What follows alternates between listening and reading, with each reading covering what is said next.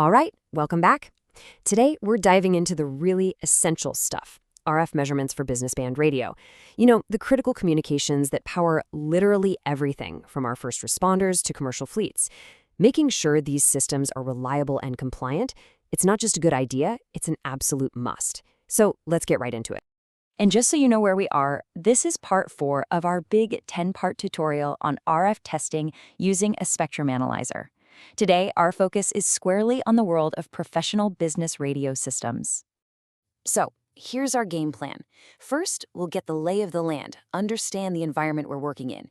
Then, we'll get our hands dirty with the essential health checks for power and modulation. After that, we'll talk about how to be a good neighbor in the spectrum, which is all about controlling signal leakage. Then we'll play detective and go hunting for interference. And we'll wrap it all up by looking at some advanced analysis for the really modern systems.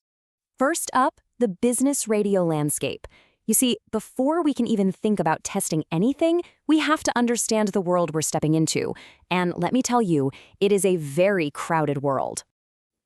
When you see radios like these, it's easy to just think, oh, walkie-talkies. But they are so much more than that. They're part of what we call private land mobile radio systems, or PLMR. These things are the absolute workhorses, the backbone for so many critical services, and they all have to coexist in a highly regulated and pretty congested piece of the radio spectrum. Now check this out, because each of these bands presents its own unique puzzle for a technician. Down in the VHF low band, your signal can go for days, which is great, but it's also prone to this weird atmospheric skip interference. Then you've got the VHF high band. That's the sweet spot, the most popular for a reason. It's just a great all-around compromise. And then there's UHF, which is just fantastic for punching signals through buildings, and it's where a lot of the new digital voice systems live. Okay, this next point is a really big deal. We have to talk about the FCC's narrowbanding mandate. The goal was to fit more users into the same amount of radio space. So what did they do? They basically sliced all the channels in half, going from 25 kilohertz wide down to 12.5. So what does that mean for you, the technician? It means there is zero room for error. Everything has to be twice as precise. Your measurements have to be perfect. All right, on to section 2. Let's talk power and modulation checks. The best way to think about this is like giving the radio its annual physical. It is the first, most fundamental checkup you do to make sure it's working right and working legally. So this is your basic playbook, right? 5 straightforward steps. First, you get your analyzer all configured. Then you measure the raw power of the signal with nothing on it. That's your unmodulated carrier. Next, you feed it a standard 1 kilohertz test tone. Once that's running, you measure the deviation, which tells you how far the signal is swinging. And last, you check the occupied bandwidth to make sure the whole signal fits nicely inside its lane. And here it is, your best friend in the field. Now look, a lot of these modern analyzers can do all this stuff for you with the push of a button, which is awesome. But a real pro, a true technician, knows exactly what that machine is doing behind the scenes at every single step. That's what separates just guessing from accurate professional testing. Okay, next up, controlling signal leakage. So your transmitter is healthy, that's great, but now we gotta make sure it's playing nice with others. This part is all about being a good neighbor in a very, very crowded neighborhood. The key term here is ACLR, which stands for Adjacent Channel Leakage Ratio. Now, it sounds complicated, but the idea is actually super simple.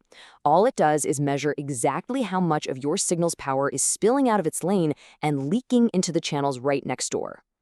And this right here shows you why it matters so much. A poor ACLR value, something like minus 40 dBc, means your transmitter is basically shouting over your neighbor's conversation. That could be a delivery truck's radio messing up a police officer's call. But a good ACLR, way down at minus 70 dBc, well, that means your signal is staying clean, staying right in its lane, and letting everyone communicate clearly. And that good neighbor policy goes even further. It's not just about the channels right next to you. You also have to hunt for what we call spurious emissions.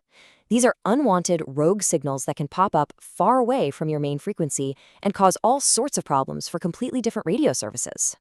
So, this brings us to our next big topic, hunting for interference. This is where things get really fun, because sometimes the problem isn't your radio at all. It's something else, out there. This is where you have to put on your detective hat and go find the ghosts in the machine. And every good detective has their toolkit, right? For an RF tech, that means characterizing the noise floor. basically figuring out what the normal background chatter sounds like. Then you verify the signal-to-noise ratio, do broad surveys of the area, and even use cool tricks like zero-span mode, where you just park on one frequency and watch how interference behaves over time. Now this is your secret weapon, the spectrogram display. Think of a normal spectrum view as a single photograph. It's just a snapshot in time. But the spectrogram, that's a video. It shows you everything that happens over time, with color showing how strong the signal is. It can take a random fleeting blip of interference that you would totally miss otherwise and turn it into a clear, identifiable pattern. It literally makes the invisible visible. And that leads us perfectly into our final section, Advanced Signal Analysis. Look, the world of radio is not standing still. Modern digital and trunked systems are so fast and dynamic that our old tools sometimes just can't keep up. We need more advanced ways to see what's really happening. Here's the core of the problem. A traditional analyzer sweeps across the spectrum, kind of like a security guard walking a patrol route. But what if something happens in a split second while the guard's back is turned? He misses it. That's exactly what happens with these incredibly brief digital signals. The solution? Real-time spectrum analysis. And here's the number that changes the whole game: 100%. A real-time analyzer isn't just one security guard. It's like having high-definition cameras on every square inch of the property, all recording at once. It digitizes a whole chunk of spectrum at the same time, giving you a 100% probability of intersecting any signal, no matter how short.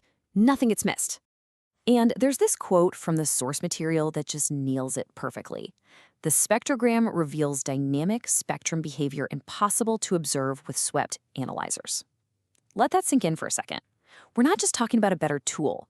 We're talking about a tool that lets you see things that were fundamentally invisible before. Which kind of leaves us with this one last thought. It's pretty amazing when you think about it. We've gone from simple power checks to capturing digital bursts that last for just a millionth of a second. As communications keep getting more complex and the radio spectrum gets even noisier, it really makes you wonder, what new invisible challenges are out there just waiting for us to figure out how to find them next?